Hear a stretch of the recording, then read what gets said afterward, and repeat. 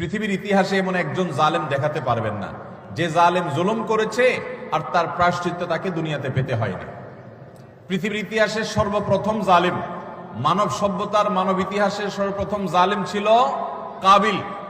আদম আলাইহিস সালামের ছেলে কাবিল, সে জুলুম করেছে নিজের আপন ভাই হাবিলের প্রতি।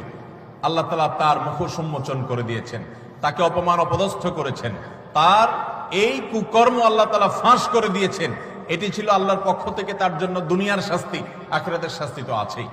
পৃথিবীর ইতিহাসে বহু জালেম গিয়েছে, নমরুদ জুলুম করেছে, আবু জাহাল জুলুম করেছে, উতবা সাহেবা জুলুম করেছে, অনেক পরাশক্তি জুলুম করেছে। আল্লাহ তাআলা তাদের প্রত্যেককে অপদস্থ করেছেন, অপমান করেছেন, তাদের মুখ সম্মোচন করেছেন, তাদের শাস্তি দিয়েছেন। তবে আল্লাহ ছাড় দেন।